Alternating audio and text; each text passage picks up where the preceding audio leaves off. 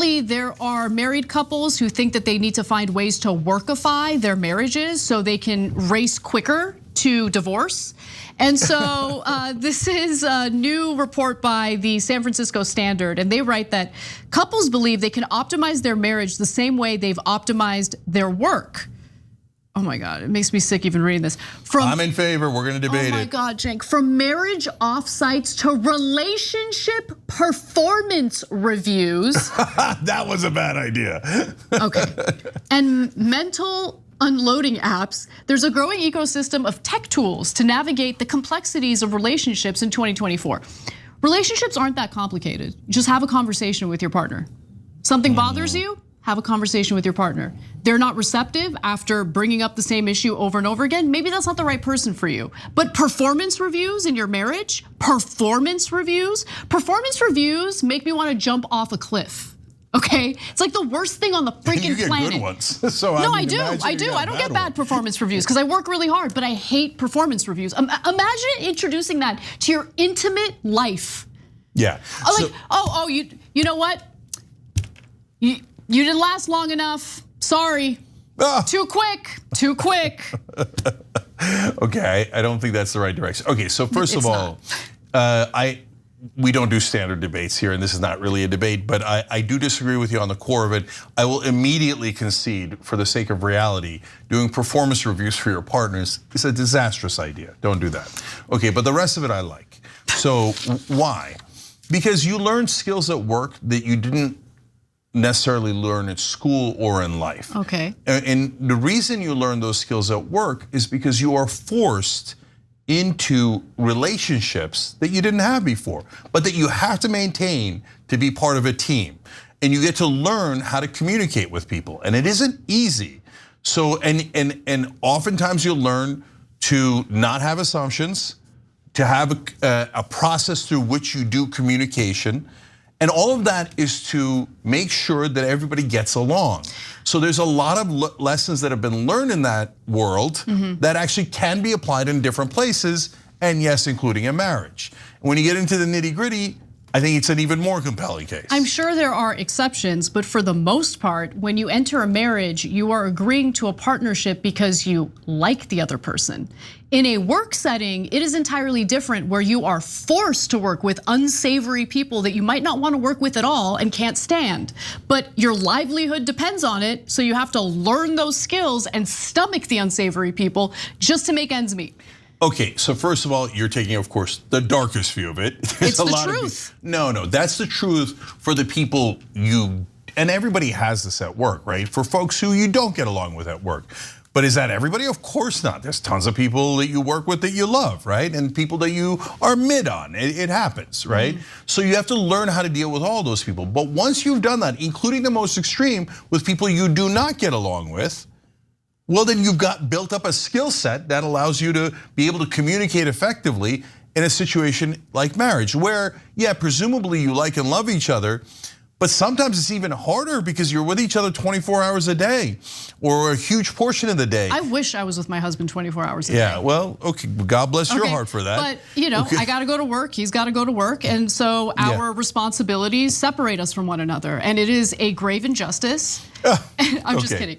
But Cenk, look, in my opinion, what makes a relationship work is communication and mutual respect. Those are the two important qualities of a relationship that succeeds.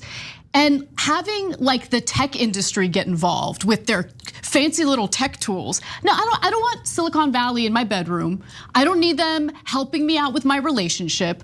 People need to learn to communicate, and they need to have mutual respect. Once that mutual respect is gone, boom, your relationship, whether it's a marriage or not, over, done. Okay, if there's contempt for one another, over, done. Let me give you more details about this Sami Packard lady, okay? Okay, I know, but first of all, there's already silicon in some of the bedrooms, and there's already balance. I mean, there's like maybe some fun stuff, right? Like fun tools for intimacy, but like I'm not talking about like management tools for your relationship. No, That's I got crazy. you, but I will say, you said the pillars are respect and communication. But you know what? At work, oftentimes you have to teach folks how to respect one another, right? Yeah. And the number one challenge at work is communication. So, you don't have to reinvent the wheel. And a lot of people that are in marriages have no idea about the tools to better communicate. It doesn't happen by magic. And so that's the heart of my argument, which we're gonna get to in a second, but tell us their tactics. So Sami Packard calls herself a change consultant. And when she decided that she and her husband, Ben, were going through some marital stress, she decided that couples counseling just like wasn't cutting it, right? She's like, oh, talking to an actual licensed professional about this isn't helping, so why don't I turn to sticky notes? And so she took matters into her own hands and turned to technology to save her marriage. Here's a fun photo of her. That looks like hell. I don't like, is there gonna be a lecture?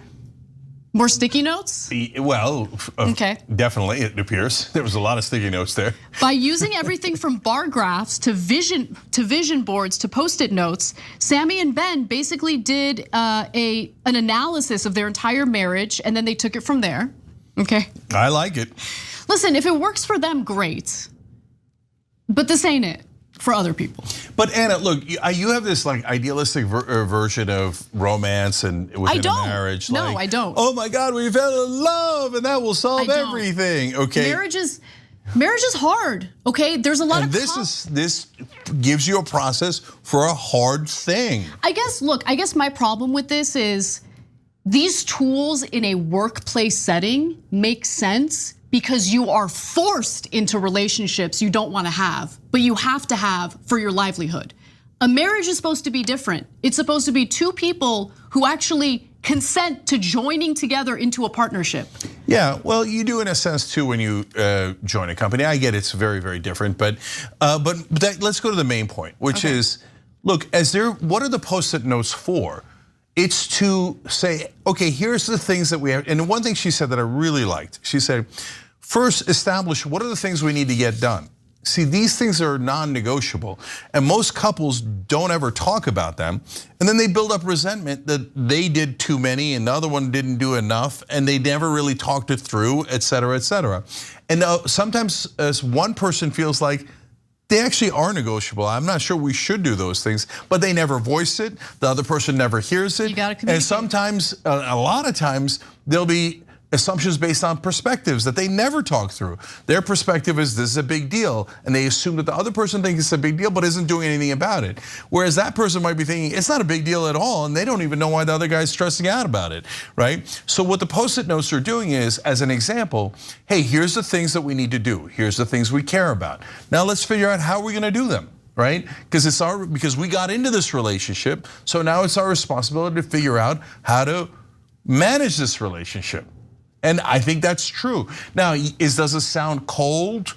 And the minute you talk about using work lingo inside of a marriage, does it feel gross? Circling back in the Let's bedroom. put a pin in that, Anna. Yeah, putting a pin in it. No lady is looking for a man to put a pin in it. Okay, let's just keep it real. That's some lingo from work that you guys are all familiar with. There's tons of, like my favorite that we talked about on another podcast we have called Old School is, for a while they were saying, let's take a bio break.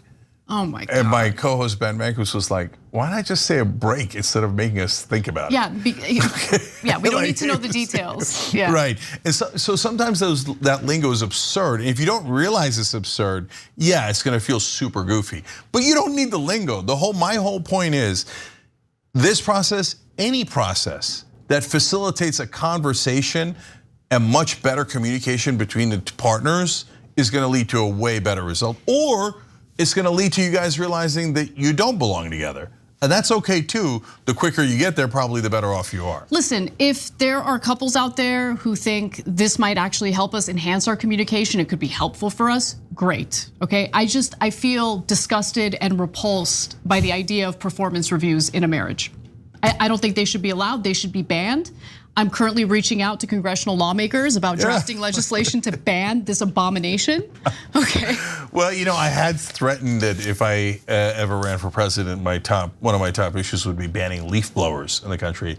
And I blew it. I had a chance to do it, I didn't do it. So I hear you, I appreciate that you're gonna reach out to your Congress members for this overall. But guys, whether you do it in this goofy way or not, just talk to each other. That's the most important thing, because you'd be surprised at what you're assuming and that your partner doesn't necessarily share, right? They don't necessarily share that perspective or the priorities that you have. So talk it out, whether you do it in goofy lingo or real human lingo. Thanks for watching The Young Turks. Really appreciate it. Another way to show support is through YouTube memberships. You'll get to interact with us more. There's live chat emojis, badges. You've got emojis of me, Anna, John, JR. So those are super fun. But you also get playback of our exclusive member-only shows and specials right after they air. So all of that, all you gotta do is click that join button right underneath the video. Thank you.